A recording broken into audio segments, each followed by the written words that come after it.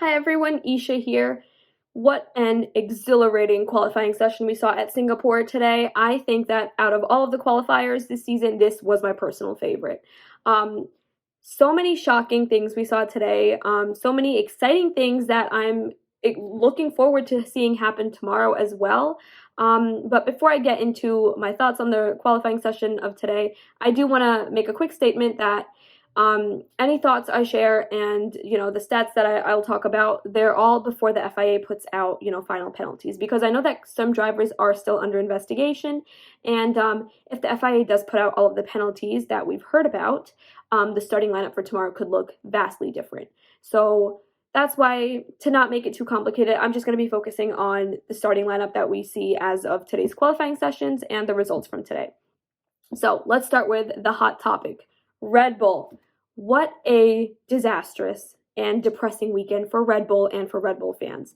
I mean, tomorrow it's not going to get any better. It's going to be a pretty bad day for Red Bull, because not only are they struggling with the drivers being extremely frustrated with the car, but also the car itself is totally out of control. I mean, if you take a look at the rear, the wheels, the drivers can't get them under control. Max lost a bit of control on them as well. Sergio Perez even spun out during the qualifying, I believe it was, on the track. So we know that they're really frustrated. And if you've heard, the radio comms that they've had with their race engineers, it is a big struggle for them. So unless they can make some magic happen overnight, I don't see them improving much tomorrow. And we know that Singapore is a circuit where the qualifying results really, really matter on race day, more so than other race weekends, because Singapore is a street circuit and it's really tight. So overtaking is not done easily at Singapore. And even though Max Verstappen is good at that, because of the type of circuit that it is, I don't see him going up higher than P7 or P8. And that does give the other teams like Ferrari, McLaren, Mercedes a really good shot at winning the race tomorrow. Now, speaking of Ferrari, we have Carlos Sainz leading the pole position once again. And we know that he's going to be carrying in a lot of positivity, a lot of momentum from last race as well, Monza, where he did get his first podium of the season. And overall, that was a great race for him. So I think that tomorrow we're in to see a definite Carlos Sainz victory as well. And if we take a look at his teammate, Charles Leclerc, who is going to be starting third on the second row tomorrow, Charles Leclerc is definitely going to be looking to get ahead of George Russell at least, and to also have a sort of rivalry with Carlos Sainz, because I don't know if you guys were paying attention, but at Monza in the last few laps, we did see a bit of rivalry between Carlos Sainz and Charles Leclerc, and at a few points, it did get a bit dangerous.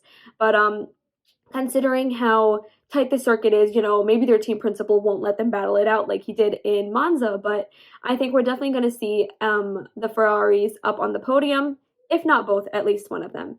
And speaking of the guy in the middle of the sandwich, we have George Russell, who I am shocked to see at second spot. I mean, we know that he's a really talented driver. We know that the Mercedes is also good this year, but Mercedes overall has had a bit of a mixed season. They've had their highs, they've had their lows, but it's really incredible to see him up in the second spot as well, with his teammate Lewis Hamilton in sixth place. So I think the Mercedes in second, George Russell is definitely going to be giving Carlos Sainz a run for his money. And then looking at fourth spot, we've got Lando Norris and his McLaren. Now, we know that McLaren has also brought out some new updates to their car, and we've seen them working as well. Oscar Piastri obviously didn't have the updates. He's really far back in the pack, so we don't really have much to worry about him. But as far as Lando Norris is concerned, his updates, and he's got speed. We know that, and he's a talented driver as well. So, if we look at the podium for tomorrow, it's hard to say who will be in the second and third spots, because for first, I'm definitely going to say that's going to Carlos Sainz.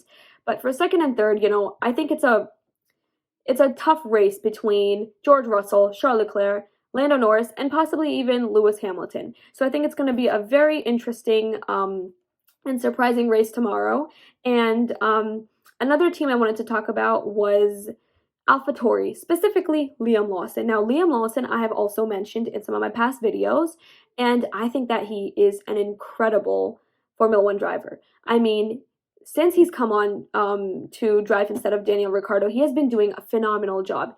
Not only has he outperformed Daniel Ricciardo since Daniel Ricciardo came back in this season, but he has also outperformed teammate Yuki Tsunoda, both of whom have way more Formula One driving experience than Liam Lawson. So I think that Liam Lawson is really putting himself out there and making a mark on the other teams as well. And this is something that we talked more about on the Grid Network with my co-hosts Joe and Joshua Burch from Joshua Burch Motorsports.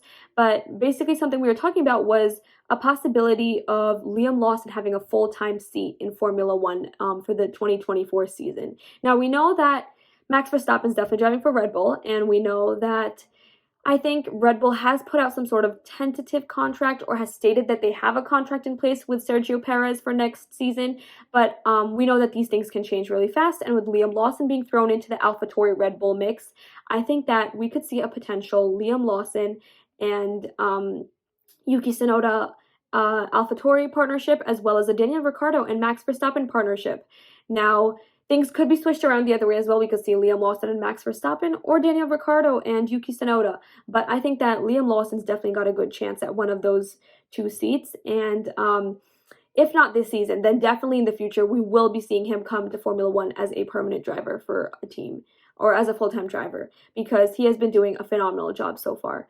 And looking at his little stint today with Max Verstappen, which kicked Max Verstappen out of Q1, out of the top 10, I think it's just he's making a good name for himself. And, he's leaving a mark on all the other teams as well, because if he doesn't get a seat with Red Bull or AlphaTauri in the upcoming seasons, I think other teams would definitely be trying to get him into their teams as well, if they have any open seats. But overall, I think that today's qualifying session was phenomenal. It was really, really interesting. And I personally love watching the races under the lights. So I love night races, especially street circuits, where things are just really entertaining to watch. And I'm excited for tomorrow's race. So definitely stay tuned for another quick post-race recap tomorrow with my thoughts and opinions. And in the meantime, you should go check out the Grid Network and our pre-race live show from today, as well as the post-race live show that we'll be posting tomorrow. But until then, have a good time and see you guys tomorrow.